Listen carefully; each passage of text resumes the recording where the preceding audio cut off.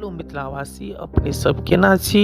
तऽ ई वीडियो अहाँ सब लेल अछि जे गाम से बड प्रेम करै छी, गाम से दूर छी लेकिन चाहे छी जे हे भगवान एक बेर गाम के सड़क के गाम के कनी झलक दिखाओ। तऽ ई बीच में हम गाम गेल छलहुँ और गाम में किछु वीडियो बनबे के कोशिश करलहुँ। हम कोनो प्रोफेशनल वीडियो नहीं बनवे वाला लोग छी, लेकिन जब काम से प्रेम रहिए तो जाइ छी तऽ किछु किछु कैप्चर कऽ लै छी। अपन जिंदगी में एकटा चीज जो एकटा दिनचर्या बनेने छी कि कतौ जाओ कतौ नीक चीज देखूँ तो जरूर शेयर करूँ।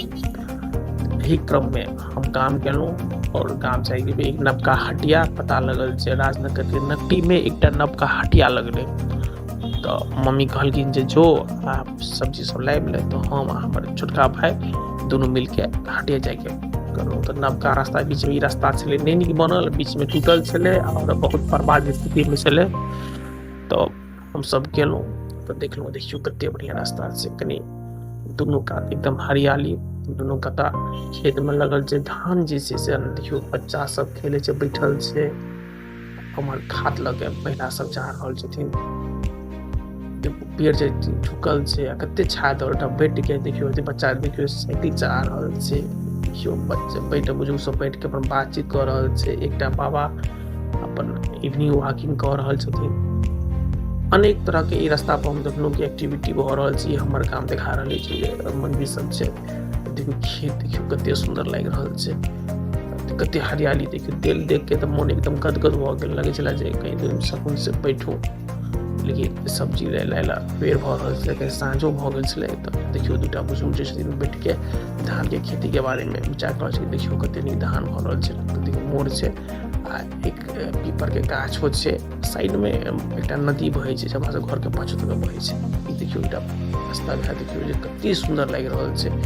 शायद गाँव एहि दुआरे नीक लगे छै कि सुकून बटे छै। देखियो एहि रास्ता पर एका दुका अहाँ के गाड़ी मिले छै, नहिये के बराबर। कखनो के देखे मोटरसाइकिल चले छै, साइकिलो चले छै, बड्ड साइकिल चले छै रोड पर। गाँव घर में लोग साइकिल चलबे छै, हम पप्पो हम साइकिल चलबे छथिन, मोटरसाइकिल से हुनका डर लगे छै।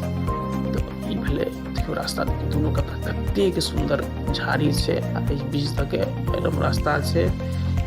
हर जगह जगह देखियो साइकिल लगे जे गाम से जे लोग सब आबे छथिन खेल देखे ला। तो जकरा मन भेले तऽ पैदलो एलखिन, जकरा मन भेले से अपन साइकिलो से एलखिन। तो यहाँ के स्थिति छै और बहुत सुंदर लगे छै। जखन सड़क पर चलबे एते ठंडा ठंडा हवा और लागत जे एकदम एते अच्छा सुगंध आबैत रहे छै कि मन एकदम लगत जे की कहू, हमरा पर शब्द नहीं भे रहल है। देखियो बकरियो सब चरा रहल छथिन, दूटा बकरी के देखियो रास्ता पर ठाढ़ छै। आगे देखबे जे दूटा बच्चिया सो बैठल छै, हमरा सब देख के शर्मा गेलै। तो उम्हर ताकऽ लगलखिन, तो हम सब सोचलिए जे नहीं डिस्टर्ब नहीं करबाक छै, नीक बात नहीं छै। लेकिन सब बैठल छै, शायद बकरी तकरी चरा रहल छथिन। देखियो खेत में बगला सब तऽ कौआ सब मैना सब सबटा देखलिए हम सब।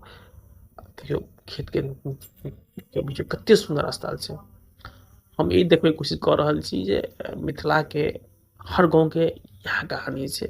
हर गाँव में अहाँ देखबे एते आनंद मिले छै सब चीज देख के, जेकर की वर्णन करू। शब्द तो ओते नहीं ओरिया रहल है। तैयो देखियो हटिया छै, तो किछु किछु लोगों के देखो रहल छै कि जा रहल छै नवका हटिया छै। हमरो नहीं पता चला जे नवका हटिया नट्टी गाँव में लागि रहल छै। तो कुश्ती बड होइ छै हर साल छठ दीपावली के बीच में एकटा बहुत पैघ कुश्ती, आब अंतर्राष्ट्रीय स्तर से कुश्ती होइ छै। ओहिठाम पता लगल जे हटिया लागि रहल छै। तो गेलिए ओना ओते झमटगर तऽ नहीं छलै जेना हमरा सबके बरहारा हटिया छै, लेकिन गाम के लोग के जे आवश्यकता छै तऽ बीच में उठा सब पूरा भऽ रहल छै। तो बहुत बढ़िया छै जे कोशिश कलखिन, ओ धन्यवादों के पात्र छथिन। से गाँव में एहि टाइप के रहबाक चाही, जैसे जे लोकल मार्केट